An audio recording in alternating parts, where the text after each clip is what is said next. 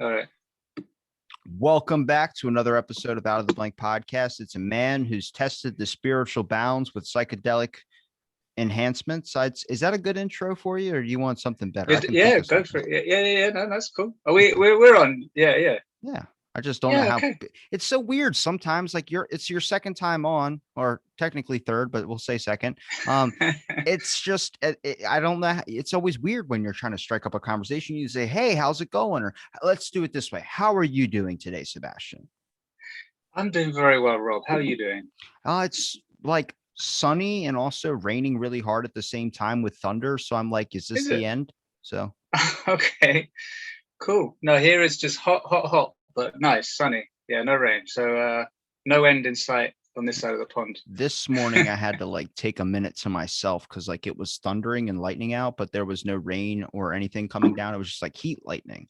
So like you get to see the whole night sky just light up like a Christmas tree when that lightning comes Wow. through. And it's like, whoa, this is like one of those moments. If you don't soak it in, you're going to remember it 10 years from now and wish you spent the time paying attention to it. Yeah. Cool. So you recorded it in your memory for Yeah. posterity. I about to say I Yeah. didn't pull my When you're an phone old out. man. You know You how many didn't? people Oh, okay. people pull their phone out over like to take a moon Yeah, picture and yeah, they're yeah. like, it looks terrible. I'm like, no shit. We have iPhone 12s, but they Yeah. still can't take a picture of the moon properly. Exactly, yeah, or of anything really. So like crazy. Well, I mean, obviously they take good pictures, but never compared to the reality, which is, the thing you miss when you're trying to take a picture of it at the end of the day. Well, I think people miss reality on a daily basis. How much do we know of this reality? For instance, I have this new theory about people and I want to get your thoughts on it. Okay, go for it. I think people they say frequency, which I think frequency does light up a good part of the like maybe the portion or chunk of like a best description of people, I'd say, but I would say more of like a coding. I think if we're all ones and zeros, like part of the simulation, we're all zeros and ones, and everything we interact with might have that certain code. Like, for instance, if I can tap my hands together, clap my hands together, my zeros and ones on my right hand are matching up to the zeros and ones on my left hand, which is why we can physically touch it. It's a physical object. Much with most physical objects, our number patterns match up. But if you soak up so much information, people say like if you dive down the rabbit hole of conspiracy theories, you become a little bit all frantic and all over the place. Maybe because you're matching those ones and zeros that your body tries to assimilate to feel normal. For instance, I've worked in a minority job my whole entire life. I've always been a minority in every position I've ever worked in. I've been like the only white guy. I would start to assimilate or try and find like characteristics or adapt certain traits to feel, to be a part of the group. It's kind of like, Hmm. if you're the exclude or you're the odd man out, you try and find ways to assimilate to the things that are around you. You pick up Hmm. characteristics of your environment. Now, with like for instance, if we talk about experiences or if we talk about like maybe the weight of the world, maybe so many people have identified their genetic code or adapted their coding to match a lot of the issues in the communities that they're involved with, rather than paying attention to the base layer trait, which is the code of the earth. When you take a minute to sit and relax and be able to focus in on the birds chirping, the trees moving, all these types of things that seem to be going on around you that you really don't pay attention to unless you really physically pull yourself out of this consumed world that you're in, this little Hmm. perspective mindset, and really put yourself in the moment in time and the place that is happening around you right at this instant, not a Hmm. second past or not a second before, the one you are in right now. Hmm. Very nice. Very nice. I like Deep, deep. that. Deep, deep. Yeah. Quickly getting right down there. Yeah, nice. I mean, it's I'm not like sold on the zeros and ones and the simulation, all that kind of stuff. But that basic idea, I say very much the same thing in different idiom, basically. Partly, well, one way of doing it is with levels of consciousness or levels of reality. So I lay out seven in my sort of philosophy, and those two that you're describing, I use kind of Egyptian and Greek words, are the bar level, which is the level of human society and human consciousness, and the level of Gaia, which is the Earth, the planetary level. So people talk about the matrix, and I find that you know uh, fairly useful. Not completely, but and that's, I guess, what you're getting at with the zeros and ones. We don't know if it's a simulation or not, but there is a sense in which, when we're interacting, when we're trying to conform, when we're doing what you're saying, kind of fitting into the people around us, and really concerned about how we're perceived, and it's basically processing all this information, which is kind of like basically what society is that you could see us as kind of information processing nodes in a mass societal network, which is the matrix. If you kind of zoom out a bit, you can be in that matrix, and anywhere in it, and you can analyze different ways that kind of plays out, and there's all sorts of things going on.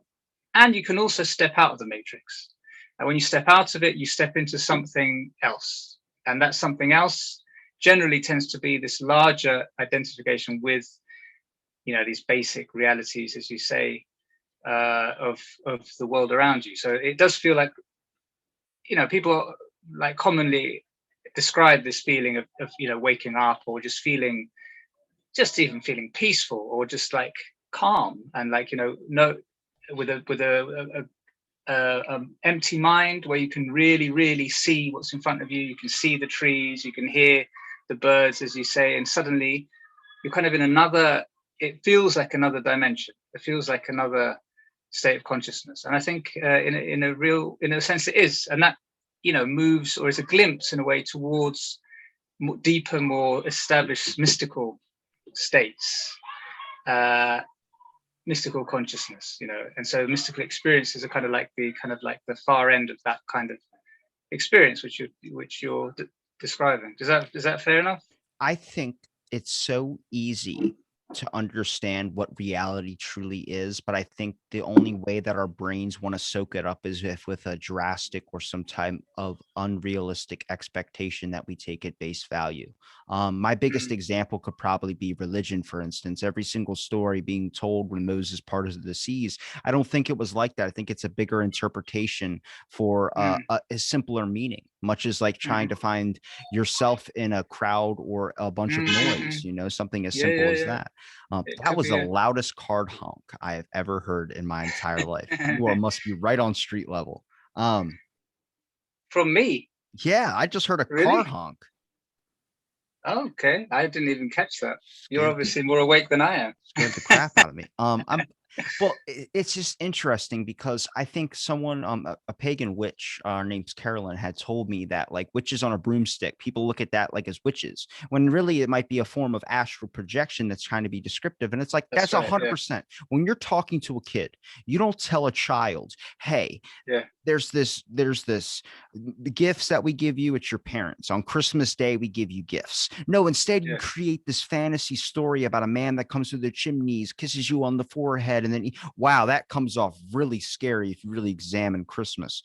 Holy crap. But a guy giving you gifts where a bunch of elves are working in a factory creating these gifts for you, it makes the kid's eyes go into wonderment of mystery and all these unraveling things, such as like religion, for instance. If you say a man can turn water into wine and walk on water and all these amazing things, or was it something so simple? But if you create this hero, this figure, this legendary character with godlike power, you start to be able to understand it and have more belief in it than if you just said some simple things like that with the genetic ones and zeros.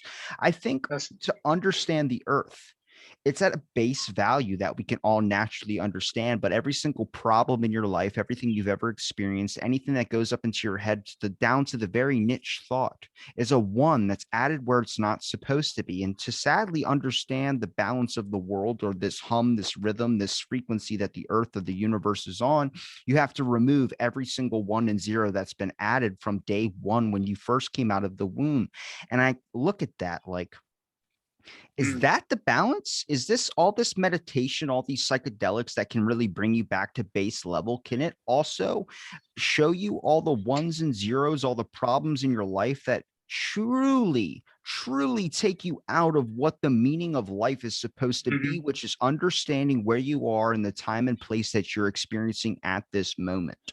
Not 5 seconds ahead, not 5 seconds in the past, not a year in the past, not 10 years in the past, not 15 years in the past, but right in this moment as I'm talking to you right now, am I truly soaking in every single second and every single resource of this moment? Or am I only choosing to pull the ones and zeros that best assimilate to what I have understood as a person? Okay. All right. There's a lot there. I didn't know it was going to go Well, this way, but it makes a lot of sense now I start getting into it. okay. Let me try and circle around that one then. Okay. Well, the stories of religion. This is something that I've been thinking about. Okay, I'm going to go back to the Christmas thing in a minute, but I'm just happy it's recorded because that sounded so deep that I want to look that's back there, at man. that. That's there forever. Yeah. So what that? Okay. I've been thinking recently a lot about the story of Genesis, of the Garden of Eden, and of the tree of knowledge of good and evil. Yeah. So in a way, that's a story that you can tell children. You know that Adam and Eve, they ate the apple and were they banished from the Garden of Eden. What does that really mean? You know, so again, these things have different levels, different layers of interpretation. It maybe means something along the lines of what you're saying, that as we grow up from, let's say, our childhood innocence, and we add all of this stuff, ones and zeros, whatever you want to call it, you know, it could be knowledge, just generally. You know, this is a tree of knowledge. Most of it probably rubbish. In what sense does that kind of banish us from this idea of this alignment, this kind of paradise where we walk with God, so to speak, and which potentially is here and now. So when you're saying that you are aligned, your ones and zeros or whatever, and you're right here and you're experiencing everything and it's all come together, in a sense, that is a timeless state beyond, outside of time and outside of knowledge, outside of the matrix, and is something like what in if you're telling a story would approximate to something like the Garden of Eden or paradise. So that whole idea of the fall, I think, is really important and central psychologically, and also maybe in terms of our evolution. And it's the central myth in a way of Western understanding of spirituality and even of our civilization. And part of the reason, you know, one of the big pieces of why I'm Christian, as you know, so you've got the Jesus behind me there, but why this story, the broad Judeo-Christian story, is so powerful, because it's telling this story of our relationship with reality, with the world around us, with each other, and how we've kind of fallen short of it and how we've fallen from that, and the ways, the attempts to get back. So just very quick, like basically I recently, well, just now actually, I saw on Twitter someone posted a thing about just that, about the fruit of the Garden of Eden, and saying, eat the fruit, don't worry about it, go on, just do it. And so then I read the thing, and it was making that kind of claim, which is quite common among psychedelic circles, that actually the serpent was this wise being that was you know, it represents in the ancient world, is, you know, is symbolic of wisdom. There's the Urobos as well, of infinity, etc., etc. And actually it was the knowledge was a good thing. This is a kind of Gnostic take as well, that actually the baddie in this story is God, who's forbidding this knowledge that will make human beings gods. That was the promise, but that we, by eating it, we basically liberate ourselves from this kind of tyrannical God, etc., etc. And then they make the claim that the case that, what does that fruit mean? And they connect it to grain, to the ergot on grain. So this relates to the witches again, and that this is a psychedelic. So that basically the fruit in the garden was the psychedelics that opened our eyes, opened our third eye, if you want, made us see reality beyond the kind of structures that this kind of like God Father kind of set, and basically was, you know, was maybe the story was inverted in order to control us, but actually that's the real story. The Gnostic story is a story of like human enlightenment and liberation and etc., etc. That's one way of looking at it, and just, but you can also look at it in the opposite way, which is which is the kind of conventional way of which I think actually has more mileage actually. But I'll pause there because you might want to comment on that. It's very strange to me, you bringing up the apple, for instance, because I had a dream about that the other night. I've been coming to kind of grips with something. My dreams are very, very intense. Mm-hmm. I offer up to anybody, even you, to be able to understand what these mean and have a deep meaning to. But I've been coming to grips with, I think the issue with the world is a lot of these people talk about these horrible corporate companies, these things. And I go, I just think it's the same mindset that we have as people is you don't really care about anyone that's not your family or someone that you know. It's very hard to have an emotion or have a empathetic factor when it comes to a face you've never seen, even a face that's not even born yet. Nobody worries about the future generations. We care about the one we're in right now, and we're trying to change as much as we possibly can. And when I was it's like I was back to where the apple was on the tree, the very first, before, like I was the only person alive. I didn't see Eve. I wasn't Adam. I was just a person walking through, and I'm walking through this, I had to step over a fallen tree. And as I stepped over this fallen tree and I come to this big tree, I just look and I see all these apples here. And my brain starts thinking of this same thing of like, nobody cares about the generations after them. They only care about the one that they're in right now, the moment that you're in right now, the one live for the moment. It's this moment that matters. I didn't see a snake. But when I walked up to this apple and I picked one from the tree, I knew, and echoing into my head, if I bit into this apple, what was this going to do? Were we all going to start to die? It's my biggest fears. Like, what happens if we never ate the apple? Would we ever die? Would we be just living permanently forever? All these people, these embodiments that we are. And I thought of, I know the risks, what happens when I bite this apple, that this is the one thing I'm not supposed to do. But why do I care about something that's not going to affect me? It's only going to affect people that follow. And I bit into this apple and I saw these ones and zeros. I started seeing all these things out of the apple chunk that I just had. I look where I bit and there's just zeros and ones and zeros and ones and ones and twos and zeros and ones. And I just go, in my head, I'm thinking, what is this? And then a voice just comes out and just out of nowhere. It seems like it came from the clouds. I don't know where it was. It might have been like my subconscious reverberating into the dream. And they go, this is where the disconnect starts. Like, this is where the disconnect is. And I think that's the slow process throughout life that you experience as this fresh thing, this baby first coming out of the womb. You start to it's not really a fault of your own. It's fault of everything around you. You become what you are around you. You become every little fragment of everything that surrounds you as your environment, your genetics, all these things are these implications that you have in your life. As you're socialized, basically. Yeah. But as I started to realize that when I bit into this apple and this voice just says, like, this is where the disconnect begins, you start to realize everything that you've ever experienced after that is just tacking on more weight. And when you take like a drug or something, and all these people talk about shedding the skin or whatever they have on them, it's tearing down the dirt. It's like power washing your car. Afterwards is this fresh thing. But once you start driving it again, you tack on more dirt slowly until you decide to wash it again. Yeah. That's nice. Yeah. Wow. Yeah. What a cool dream. Yeah. Cool or scary? I don't know. It's cool and scary, but I think it's cool. But, this idea of the disconnect. Let me tell you another little Twitter story, which connects, which is actually, I've written a bit, this is from yesterday now, so not such a recent past. It's basically, I read an interview actually with Vice, called "Do Psychedelics Just Provide Comforting Delusions?" So this was an interview with an Australian philosopher called Chris Leatherby, and he's written a book which is coming out soon, I think, called The Philosophy of Psychedelics, something like that. You've mentioned him a couple of times. Have I? Yeah. No, I haven't. I've only just discovered him. I'm about to say, you talked about him last episode, the one I can't post. All right. Possibly. Okay. Anyway. I listen. Okay. I didn't. You because did. That was since then. Leatherby. I didn't. I've never heard anybody say that name to me ever. Really? You said that now. Yes. Okay. All right. I'll go with you.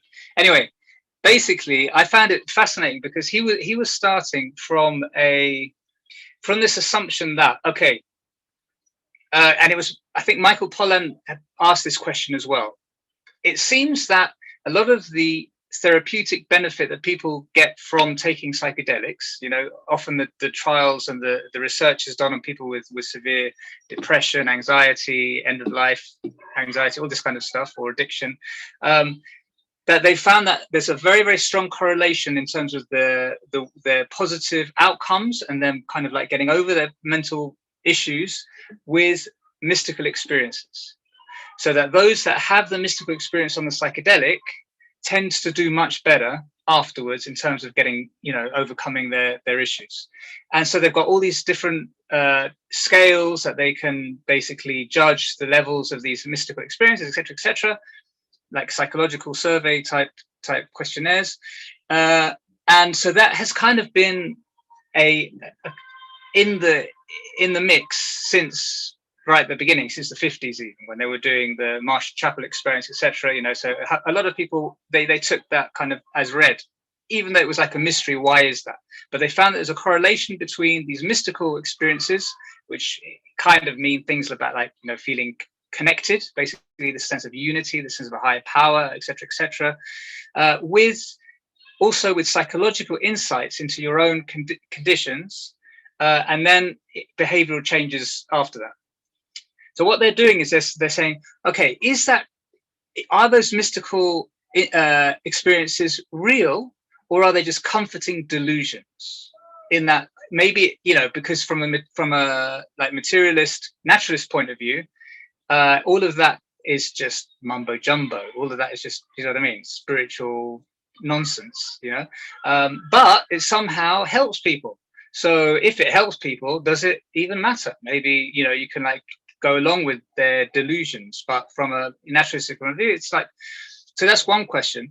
And so then as he's following it on, he's saying, okay, maybe it's not even the mystical experiences that are actually having the causing the benefits. Maybe it's the simple psychological insights that people gain from reflecting on their life problems and all this kind of thing. And so then that's actually what makes the difference, and the other stuff is just kind of like tacked on. It's like kind of decoration, really, just the kind of like the light show around it.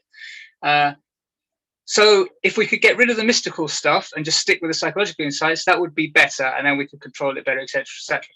And then he starts in the interview going to that question, which is also very controversial in the psychedelic scene in terms of using things like psilocybin and magic mushrooms to help people.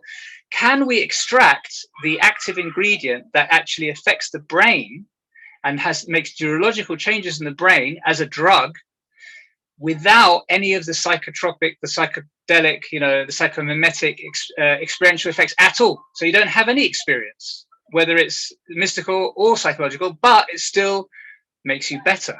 So can we like find a pill that kind of fixes your brain, but you don't have to go through the trip. You don't have to go through anything. You don't have to go through any of this messy mental stuff, like, learning. So I thought that was really interesting, how it kind of like this stepping down, reduction from the kind of like the mystical heights to the kind of psychological level. Okay, let's get rid of the mystical. Then actually, maybe we don't even need the psychological thing. And let's get back right down to the material. And then, the dream is we can just fix people like you'd fix an engine. Like you're saying, like you're jet wash for your car. Not just that, but we, if we could just find the right ingredient to fix the engine, the person as a machine, then wouldn't that be brilliant? So again, the naturalism devolves to this kind of mechanistic view of like trying to like deal with people in this way. So I kind of wrote a thing, kind of trying to argue for my kind of approach. My handle on Twitter is holy psychedelics, and so then what I'm trying to do is I'm trying to keep the holy side of psychedelics. And in a way, what that means is that's basically shamanism, because shamanism is basically altered states of consciousness, taking psychedelics, peyote, ayahuasca, whatever it happens to be, within the context of a spiritual worldview, so that it's a sacred sacrament that you take, that takes you through a journey. You have a vision quest, you have a whatever. It's transformative, but it's within this worldview that is broadly religious, let's say, and that's the thing that connects you and that heals you. And so then my claim is that all the mental health problems that we're seeing in society, all the kind of fragmentation that we're seeing, all the kind of atomization, et cetera, ultimately traces itself back to the loss of this sense of connection, basically the death of religion, the death of God, ultimately. And that the only cure, the only way back to the Garden of Eden, the only way back to that connection is rediscovering that sense of the sacred in ourselves and nature, rediscovering our own religions, and not more and more science, more and more carefully done experiments. It's that's not gonna do it. Do you know what I mean? You can't fix people with a magic pill, like they're a machine. People have to learn themselves internally, introspectively, which basically means spiritually. We have to, human beings are meaning-seeking creatures, and we're embedded in way larger contexts and stories than just the very limited scientific one. If I was going to ask you this question, and this is a question I've asked a lot of times and I've never gotten the same answer as somebody, if people are redeemable, I've always said everyone is redeemable. And then people always say, well, Bill Cosby, Charles Manson. I'm like, I think everyone's redeemable, but do you have the amount of effort and time and willingness to be able to find out what that redeemable quality is? We don't try.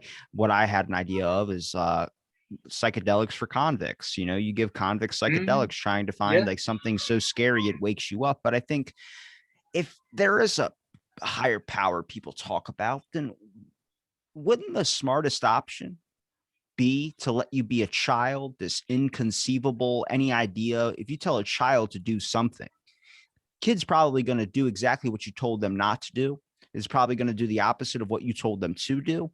And then it's kind of like what they say, when you're young, you're supposed to make mistakes. You're supposed to have this journey. I don't think there's something that people talk about like that fixes you or corrects you. I think it's constantly a work in progress. Leonardo da Vinci believed that art was never finished, just left undone. He believes you can always add something to a painting. If you write down a grocery list, you'll always have another item to add, the less stuff you have in your fridge or whatever it continues on to.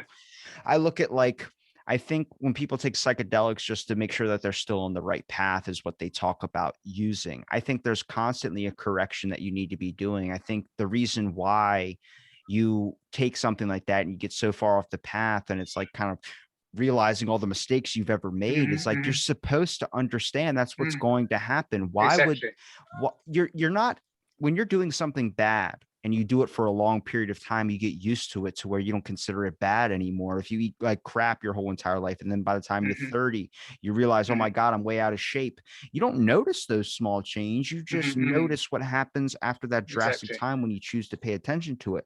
They're not going to give the kid the spatial reasoning and the development to be able to understand how to correct things that are wrong in your life.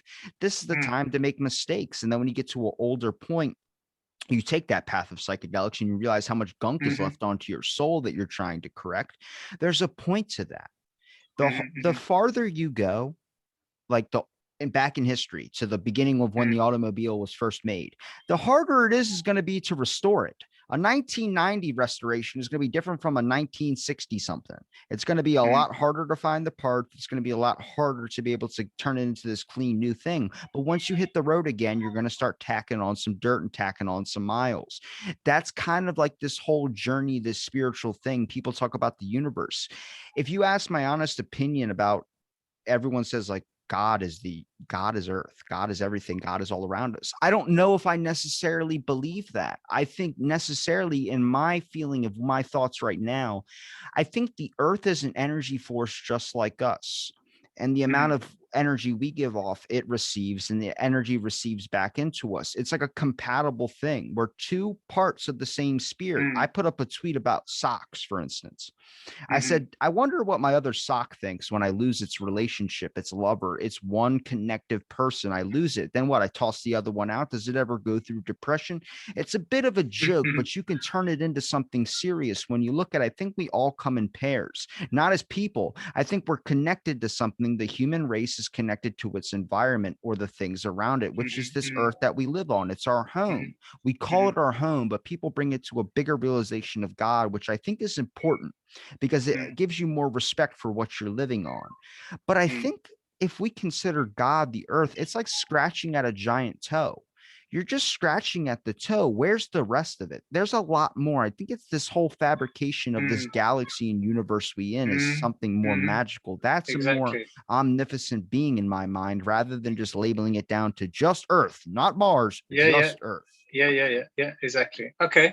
Well, all right, let's go to the ray of creation then. Okay. So this isn't something I've talked about, is it? I don't think So no, so yeah, so this is a kind of way of conceptualizing reality again as a multidimensional thing. Yeah, so it's not just us and the earth. It's got levels and layers, and science has done an incredible job of really breaking down and analyzing certain of those levels kind of below our level, let's say below the human. So we've got incredible microscopes. We can actually see the cells in our bodies. We can go even further with electron microscopes to the atoms within. And then so that basic reality extends into the microcosm below us and within us, and into the macrocosm up, into the galaxy and the universe. And again, through science, we have the technologies, through telescopes to really extend that. And both ways throughout this 20th century have been hugely extended. So, not many people know that, before, the time of Newton, they literally thought the universe was basically, the solar system was basically it. They didn't really quite get what all the stars were, so they were obsessed by all the planetary motions, and they built all their things, with these mechanistic things, with the moon going around the Earth, and first the Earth in the center, and then the heliotropic when they have the sun in the center. But still, it's pretty much the solar system. Then, in the beginning of the 20th century, it was the Milky Way was the universe. We're going to see beyond that. Now we know that there's literally trillions of galaxies like our own, and that there's however many billions of stars within. So basically, the universe has got way infinitesimally bigger than we'd ever imagined before, and the microcosm has got way smaller and more intricate through the quantum than we could ever have imagined before. Going way down through protons, quarks, and gluons, and all the rest of it. So everything's got really big, but all the attempts to create a kind of theory of everything, a kind of scientific theory of everything, where they kind of like synthesize the general relativity and quantum mechanics and that kind of stuff, it's kind of missing the point if you think about the evolution of the universe as nested hierarchy of levels. So this is where I talk about the ray of creation. So if you think about the evolution of the universe from the beginning, and we assume a void to begin with, some kind of emptiness, I call that Amun, which is in the Egyptian is the invisible God. Okay, so let's say before the Big Bang. Okay, you get into problems when you start talking about before, but there is a sense where there is a void. Okay, then the next level up is Ra, which is the sun god, and this represents energy. So this is literally the Big Bang. So the whole energy of the universe is Ra. So we're there. Okay, then the next level up is Atom, which is, okay, this is going to take a little while, but I'll try and speed up. I know what you're going towards. You know where I'm going. You're going. Okay, I'll go quickly then. So Atom is material, kind of like matter. So the universe. Ka is life. That's the life force. That's cellular life. Ba is mind. So that's like consciousness of organisms. Gaia, as I said, is the earth. And then finally it's Ja, which is, you could say the universe, but it's probably the galaxy, because I think it seems that they have found however many 10 or 100 billion planets in our own galaxy that are similar enough to the Earth that they could potentially sustain life. So we've never seen any aliens, but it's quite plausible statistically that that not only the universe but our own galaxy is literally teeming with life, with other planets that have that can sustain life. So if you think about it, that, you know, as each higher level is an integration of all the levels below it, so that basically the earth is an integration of all of the separate individual organisms, consciousnesses, life forms on earth, integrating as one, in a similar way that all of your cells and your neurons and your brain and cells in your body integrate in some mysterious way into one thing, which is you as an organism. So that there's a process and evolution of the many continuously becoming the one, in the same way that within a cell there's trillions of atoms, you know, complex and simple molecules, etc., that all synthesize and organize into one cell, which again is a new unity. The same pattern repeats again and again, so that we can imagine that as the earth evolves into one entity, one consciousness, you could say, Gaia consciousness, that then will continue on with planets then starting to organize themselves into higher and higher entities. So the whole idea is that the universe is basically evolving and waking up into one giant organism, and we're basically nested within this process. And it sounds kind of super crazy, but actually it's quite well supported by the science. If you look at it, it makes sense, just thinking of reality as an organism rather than as a machine, which is the old, you know, kind of pre-Copernican or Newtonian vision of the universe as a clockwork. You know, if it's an organism that's growing, then it has all these different relations between these levels, and then we can start to understand how we relate to those levels. Does that make sense? A tad bit. I think it gets a little bit too out there when we start hitting, like, we barely even understand the one that we're on right now. When we start adding in other factors when it comes into space, like, people always bring up the factor of space is infinite. I'm like, how do you know?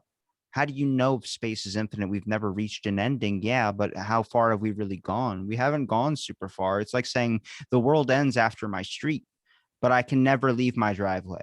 It's like, okay, well, how are you going to know if the street ends because it's out of your line of view? It doesn't.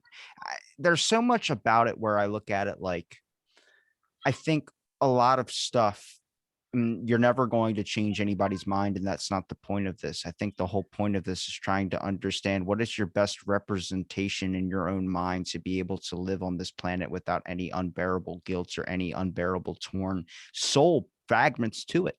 I kind of had, all right, so I'll give you another dream. So this one was just actually 2 nights ago. So it's weird. I've never had like a dream, like 2 dreams in a week. That's nuts. I mostly because I only sleep for like an hour or two, and then it feels like 10 years. But I was sitting on a couch watching a TV, and I was flipping through the channels, and it had like 999 channels. And I'm flipping, it's like there's nothing good to watch. Everything's like a commercial, or everything's like something like a music channel. I'm like, I don't want to. I'm sitting there flipping through the remote, like, oh my God, like, where's a good channel? Like, I just want to watch show tune. I don't care. I want to watch something like a movie. I Am Legend. Let's play that. And I'm looking through and there's nothing there. And I just grab the remote and I toss it across the room. And I just go, there's nothing to watch. And then I hear a voice goes, I could give you infinite channels and you would still be undecisive. And I'm just like, what? Like, one choice is never like, there's all these choices. It's never enough. You can't just be happy with one. And it's just like coming out of nowhere. And I'm like, what? And then the dream ends. And I start to look at that a little bit more. Like, how many times have I been given an answer I haven't been happy with? How many times have people been given an answer they haven't been happy with? How many times are you really happy with the answer that you get? Or what are you even expecting? So many people expect an answer, but they're not happy with the one that they get, not even knowing the one that they want. You never know what you want. Your eyes are bigger than your mouth is a lot of the times. A lot of people want an answer, but a lot of people don't know which direction they want it to be in. I don't know what channel I wanted, and I could have been happy with the one I was on if I just truly embraced the one that I was on. I didn't want to accept it. Instead, I wanted to toss the remote like a child and not fully accept it.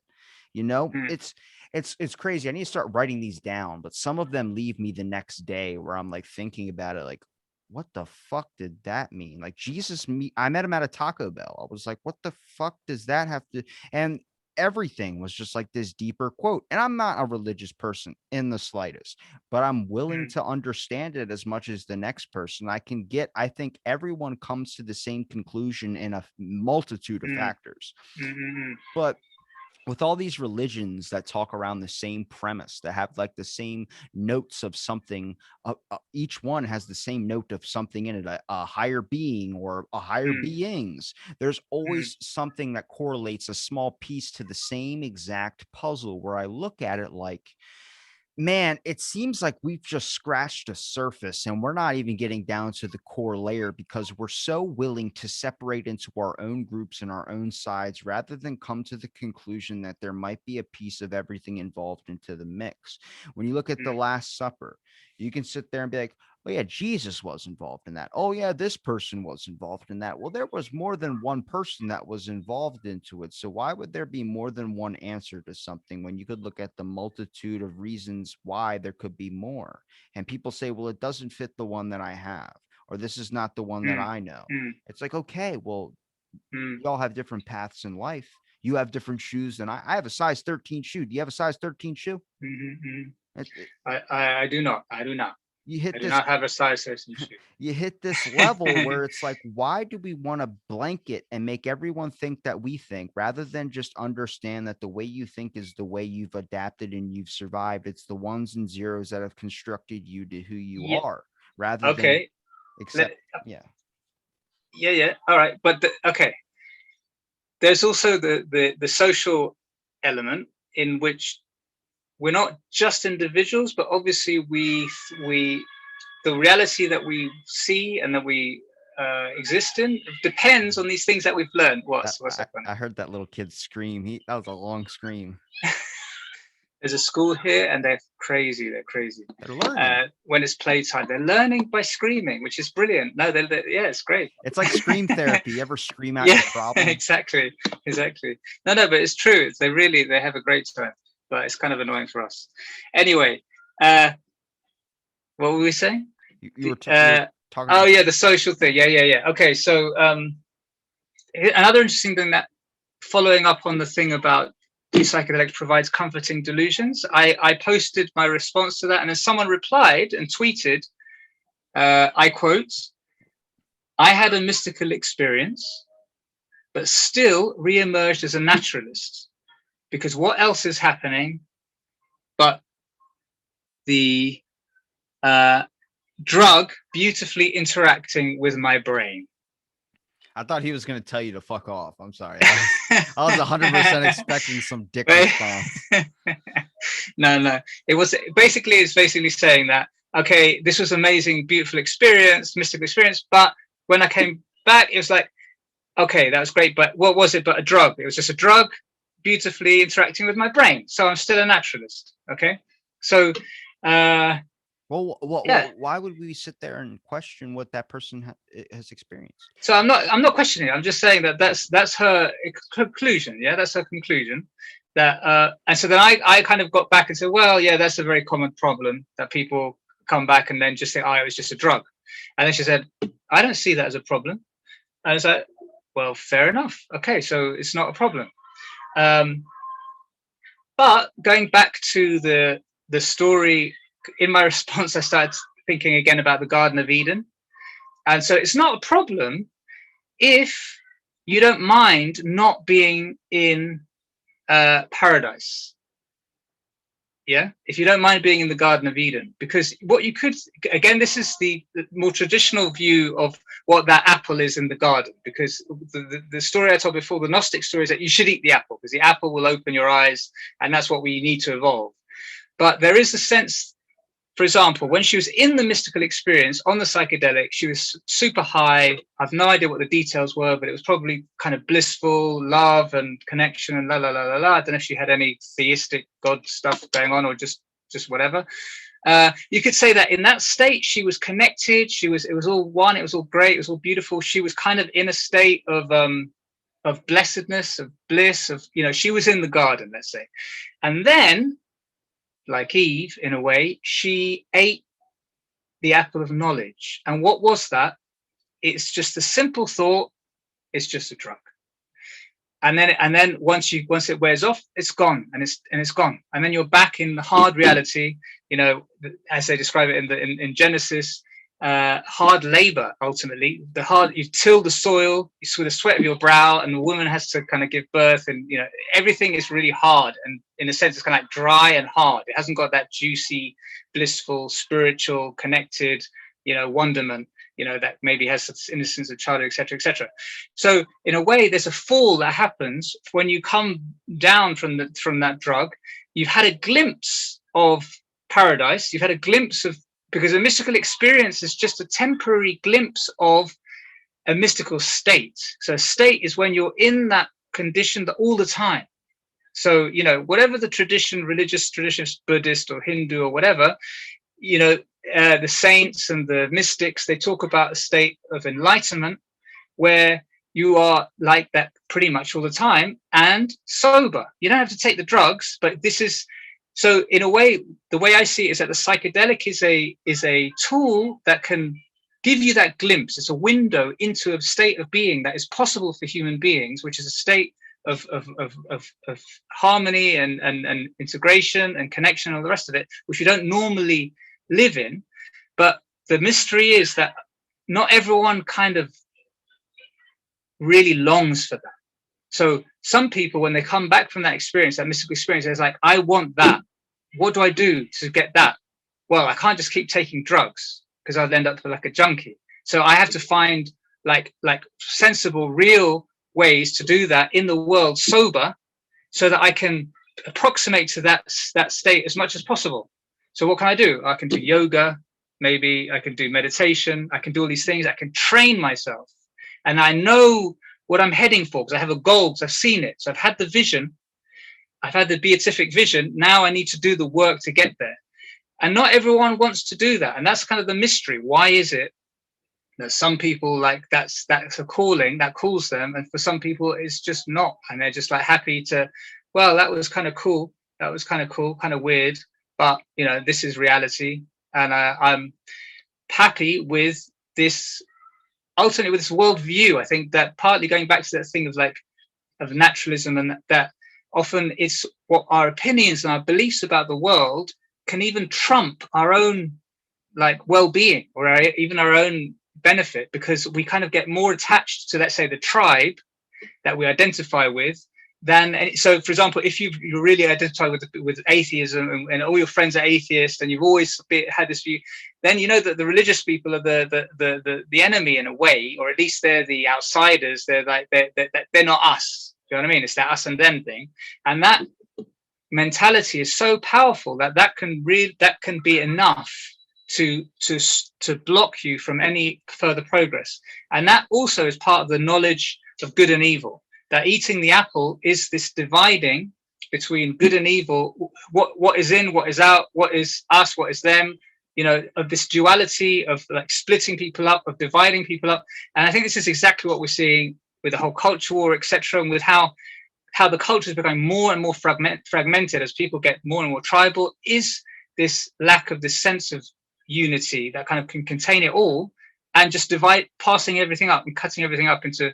Anyway, that's way I can understand it or explain it would be is if you had a computer with a link cable and you get to link up to any other computer around you, but instead of, you've been so confined to how your computer is personalized to you that you break the link cable to be able to understand anybody else's computer, be able to interact with anybody else's computer. It's like a bubble. You're in a bubble, basically. And it's not wrong if people want to build up into their cultures and build up into their community as much as possible and not accept any new information. The issue that I have is when you start to dismiss someone else's. I think every little piece, every little fragment, whether you were talking about spiritualist, naturalist, whatever you want to say, someone that's pro this or someone that's pro that, it doesn't matter. I've had a dream where I've had another one. I've had conflicted this was a while ago, so I might get some of this wrong, but I had a confliction with it was like I was at a debate table, and I don't debate. I don't there's no point. It's just arguing back and forth with no progress being done rather than trying to understand anything. And someone's asking questions like, what is this? What is that? And then it hit a topic where I thought the person I was severely into this topic. And then there's a curtain in the middle, like a wall. Like I couldn't see what was on the other side. So I couldn't see where my opponent was. And then this voice just coming back with the opposite of everything I'm saying. And I'm like, it's something is like, kids should get free lunches. Pick that topic. That's something I'm like, what? That's not even, why are we even arguing? That's a dumb thing to even argue. Kids should get free lunches. If they need a lunch, they need a lunch. You want to feed a small kid who's starving. I was that kid at one point. And I remember this thing was going against me the whole entire time. And then like, it got to like the last question, like that's the end of the debate. I'm just like, who won? And like, it was just silent. And I was like, did he win? And I just jumped to a conclusion. I get up off my little debate stand, wherever I'm at, and I just move the wall or the curtain or whatever. And it's me. I'm debating myself, and I didn't know it was me. And it's like the biggest conflicts that you have are truly with yourself when you start to look into things. But you could take it a multitude of ways. The issue is I don't like when one person says, no, it's because of this. That's fine that you think that way. But I think, like we say, a small piece to the giant puzzle.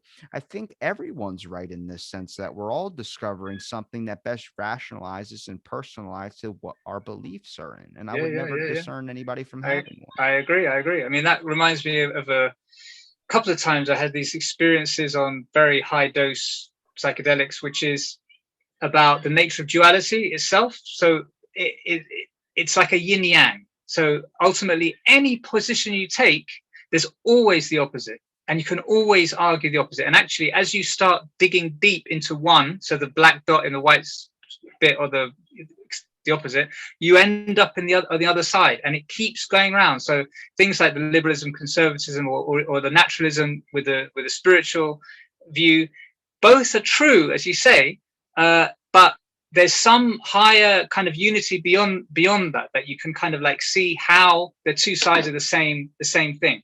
And in a way that felt like in this experience, a dimension of reality that beyond that, there is this unifying sense where it all kind of comes together. And I think the problem is, which is kind of like God ultimately, the one, like, or the kind of Neoplatonists, the Greeks would just call it the one. And the thing is that once you lose the one, then all of those dualities, and there are infinite amount of dualities, that they sort of break apart and they lose their sense of their own internal kind of unity. And that's when people take sides and stay on one side of a curtain or the other. And that's it. And they dig their heels in, and it's like, you're wrong, we're right, you're bad, we're good. And that's when you start dividing up. And then, so again, going back to the tree of knowledge of good and evil, that's when everything breaks down. When everything is divided with this hard marker between this and that, yes and no, black and white, ones and zeros, ultimately. And then we construct a reality of ones and zeros. So it's not that this is a simulation and behind it is this code, which is binary. It's that we've imposed the binary code on a unified reality by not understanding the nature, the kind of yin yang, Tai Chi nature of reality, how the Tao, which is in Chinese cosmology, the one, contains these dualities, and how you can move fluidly between them without having to take one side or the other. So in terms of the naturalism, spiritualism thing, for example, the reason why I think the ray of creation idea of these dimensions is so useful is because it kind of integrates or brings science and religion together, because you can start to understand how you, as related in terms of a higher power, we are related to the next, in the way that, for example, a cell, if you think that, for example, everything is conscious, the panpsychists, let's take that as read. Your cells are conscious, okay? They're alive, at least. So if you can sort of empathize, imagine what it must be like to be a cell or a neuron in your brain. Maybe some of them have an intimation that they're part of something larger, which is you as an organism. For the cell, you are God. You're the next higher level within which the cell has, moves and lives and has its being. Yeah, the atoms within the cell, for them, the cell is God. For us, the earth is God. The whole planet as one whole is God.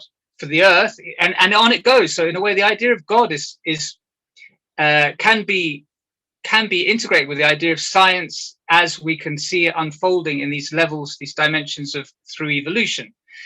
Conceptually, you can see how as you dig down into either the naturalism or the spiritual side, you can sort of see how they're sort of connected, and then that kind of like opens you to be able to get to include it all, and then that opens the way up to these high levels of mystical awareness and consciousness and knowledge and understanding, etc., etc. Whereas, you know, I'm just religious or I'm just a naturalist, you instantly close yourself down, and then there's no way back to Eden. So ultimately, this is all about working out how we can get back to this, you know, this state that we should be in, which is a state of alignment with reality. Ultimately, a never-ending journey. Basically, yeah.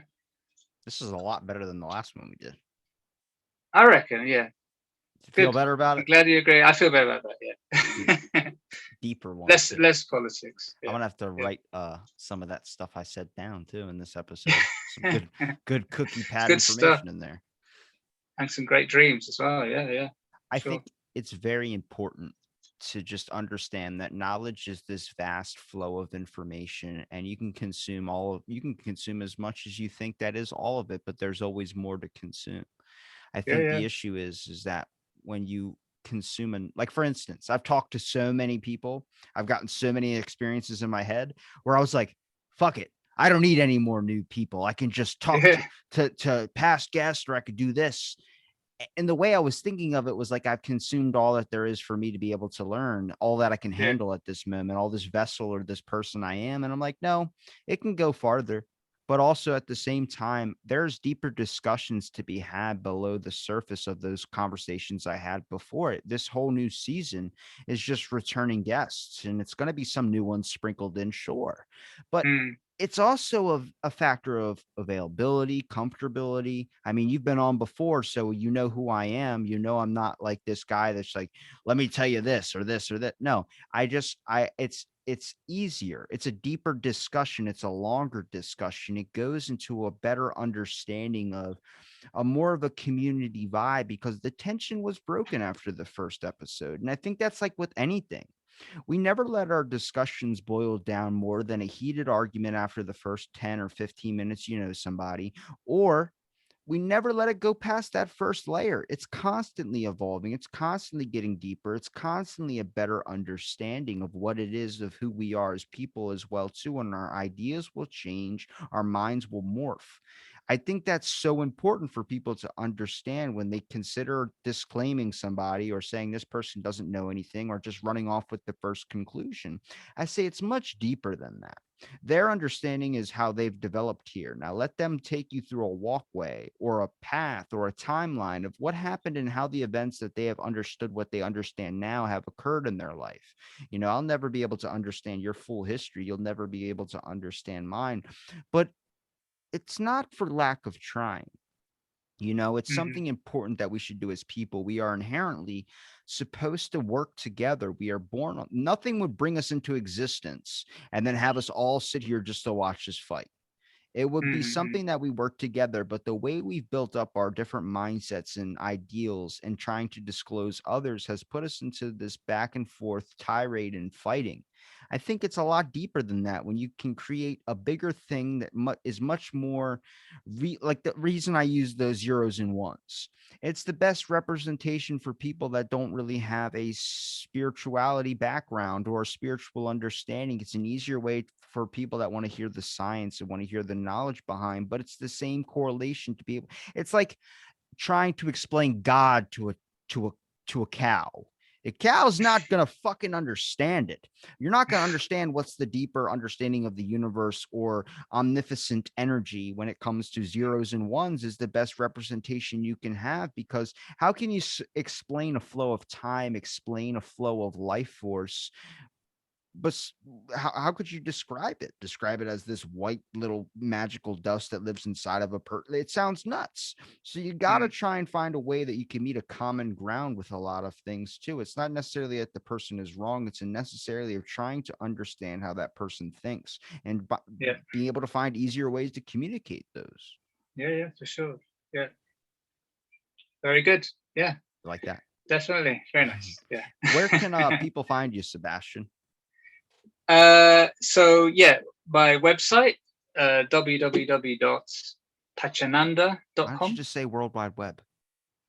Worldwide is what you say. World Wide Web. It's faster. It is actually faster, right? Well, okay, yeah. Or maybe just anyway, yeah. World It's Wide weird. Web. The world work. We say www. But it's more www. syllables. It's actually quite hard. I quite like saying www. It's quite anyway, pachananda.com. Pachananda, so bliss of the earth, it means. And on Twitter. So Holy Psychedelics or at Seb Gaete. And I'll link that in the description. Yeah. So for people that are like me, that only heard a bit of that because their mind goes off on the universe again, I'll make sure it's all in the description. And thanks for listening to this episode of Out of the Blank podcast.